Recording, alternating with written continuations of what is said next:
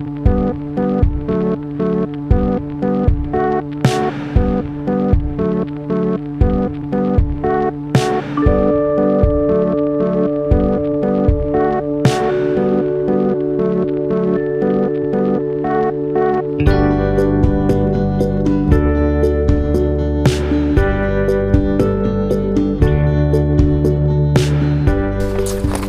now that we've reviewed the agenda, let's get a quick update on the classroom defiance. Have we maintained it at or below our goal?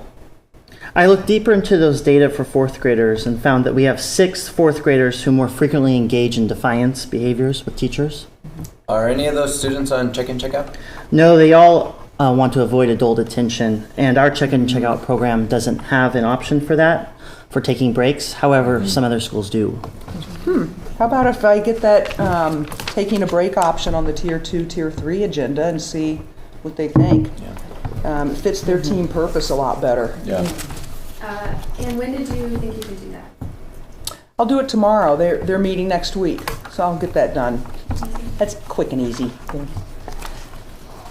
So, okay, that's great. So why don't we now look at our winter MComp scores for 4th grade? All right. When I was looking at them and reviewing our universal screening data from our winter benchmark, great news is that 88% of our 4th graders are at or above benchmark. So good for us. Awesome. Yep. And 2 of the students are already getting math support that weren't meeting that benchmark.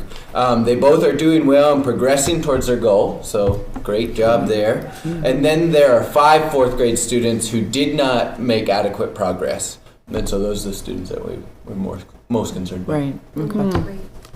So should all of this go into our problem solving section? I think that's a good place to start. That'll keep us on track for our problem-solving routine. Great. Okay, so I have 5 4th graders MComp scores have decreased between fall and winter when they scored in the at-risk range. Yep. All students solved between 26 to 28 correct responses on the MComp. Well, what about having a parent volunteer work with those students? Oh, we have some on really your good math volunteers. Yeah. So what about reading buddies from 5th grade? Those are really good ideas. Megan, can you make a note of those? Yeah. So we keep track? I think we need to slow down for a minute with our brainstorming solutions. Okay? That's a lot of good ideas, but let's slow down. Let's remember that we've always got to define the problem with more precision than what we've got. Yeah. Okay. So first, let's start with who are these kids? Yeah, Megan has the names, but I don't have any precision statements and need help with that. Yeah, so it's Joey and Francisco from Angus's class, Ben in my class, and Anya and Emma are in Celeste's class. All right. As you will see on the sheets, I pulled up the rainbow chart so we can see all their scores. They are all below the 25th percentile for math composition. Do we have any other data for these students? What about their attendance? Have they?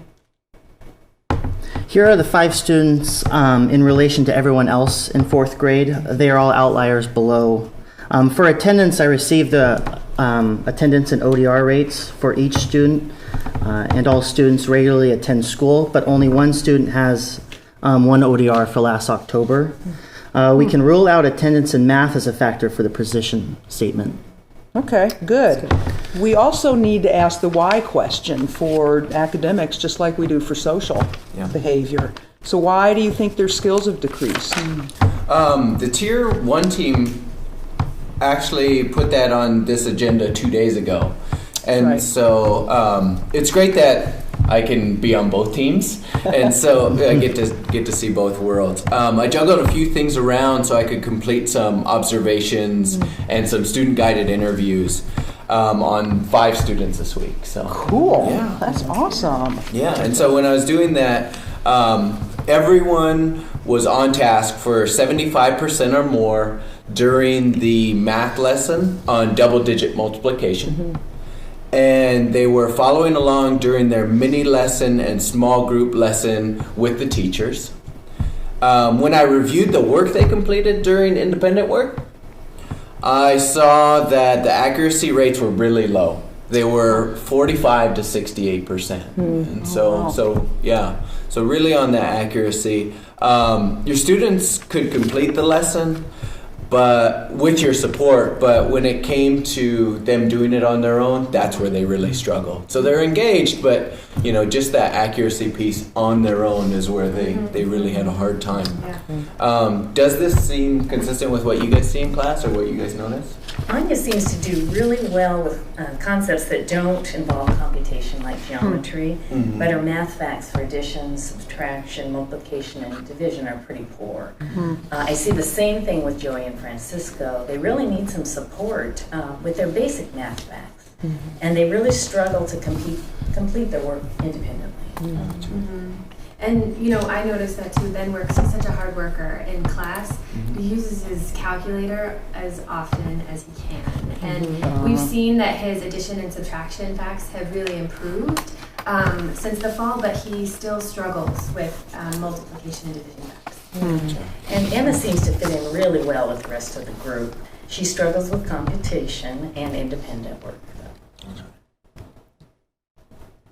Okay, so for the precision statement, I included that the students have difficulty with basic math fact computation in addition, subtraction, multiplication, and division.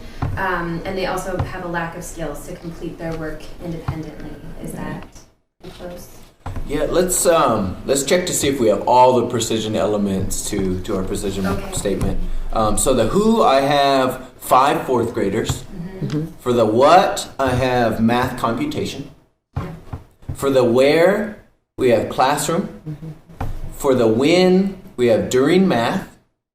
And then for the why, lacking independent work skills. So that independent work. Does all that sound accurate of just kind of recapping? Yes. That sounds really good. Wow, that's really well done. Cody, thanks for keeping us on track with the precision and reminding us. Okay, so now that we have that, we can move to building a goal for these kids. We can progress monitor using the MComp because that'll measure their progress with computation. The spring goal for 4th grade computation is 52 correct responses. So let's see that our long-term goal, maybe set that by June 1st. Yeah, and I think we could set a short-term goal for 40 correct responses by about March 15th. Okay. Sounds good. We've set a pretty hefty goal, which means we're going to need a little bit more intensive intervention to get there, I think. Yeah, and we really want to make sure we're following our same guidelines like we do with check-in, check-out. So those Tier 2 guidelines that we have are to conduct interventions that are right around 15 to 30 minutes, 2 or 3 days a week. And so let's start at looking explicit in computation instruction for 3 days a week for 30 minutes. What do you guys think of that? And do you have anything to add to that, or what do you think? How long did we decide to implement the initial plan? Oh, I think It's written over there. We said we'd a minimum of 6 weeks. Okay. Yeah. And what about adding this group to your schedule? Could you fit it in on 30 minutes on 3 days a week? Whoa. 3 days a week. I need to think about that a little bit on where I could squeeze that amount of time. 20 minutes, 3 days. Maybe. What about That was subtle. 20 minutes, 3 days? Sure, a week? What yeah.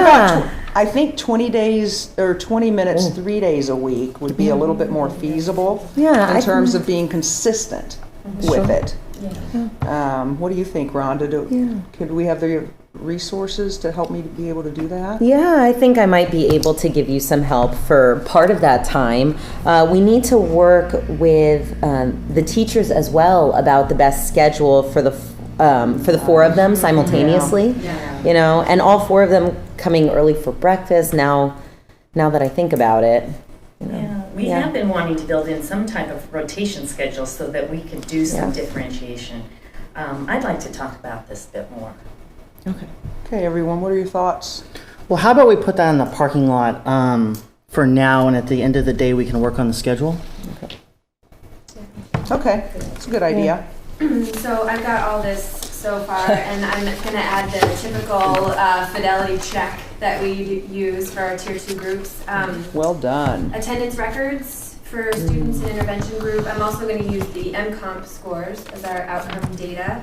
Angus, do you do the progress monitoring, or will the Tier 2 team do that? Typically, Katie, the Tier 2-3 data analyst, she's been doing it, but I'll take that to the group, and I'll recommend progress monitoring twice a month on MComp. Also, remember for you guys to contact your students' parents to really make sure they're informed in the next week. And every 2 weeks thereafter, just to keep them updated of how they're progressing so we can keep them involved. Okay, I think I have everything here. Wow. Looks good. That is. Does anyone else have anything to add to this particular? Let's see, up there. Looks pretty good. Yeah. Okay. Looks really good. Thanks, Great. Megan. Yeah. Okay, are we ready? Let's discuss to move on. Let's Yeah. discuss the classroom routines that we want to teach. So Megan, Yeah. what do you have in the meeting minutes for classroom routines? Yeah, so it says here a draft list of routines that teachers will review and that they'll teach them. That's what we're supposed to do. Where did this come from? Is this just for 4th grade? No, we're doing this school-wide across all classrooms and all different settings. I want classroom routines and basic operations written down as part of like the substitute or volunteer packets that we put together. And I'm really hoping this is something we do district-wide because our substitutes and our volunteers really need it. Well, I think it's a really good idea, but I wonder when we can do it. And then also, Yeah. once we do it, will it be used? Well, I mean, that's a good question. What do you guys think? You know, do you think that this would have an impact on the consistency, the predictability of this and the safety in our classrooms, which is really the most important why we're doing it? Is it feasible? Like, is it something that Good question. is feasible to do in the classroom? Good question. I think so. Yeah? Yeah, I think so. Just take time. So once Yeah. you get it organized. Yeah. Okay. Okay. All right, so let's do that, and let's move on to the reading buddies, the next item on our agenda.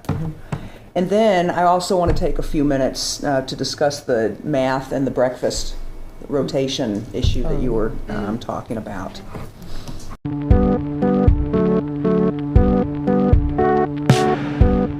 Okay, let's wrap up the meeting. Our next meeting's February 3rd, and Celeste, would you lead us through our meeting evaluation? Sure. Was today a good use of our time? Yes. so. Oh, I think that's so. good. Great. Did we do a good job of tracking what we said we would do? That's for sure. Megan, nice job.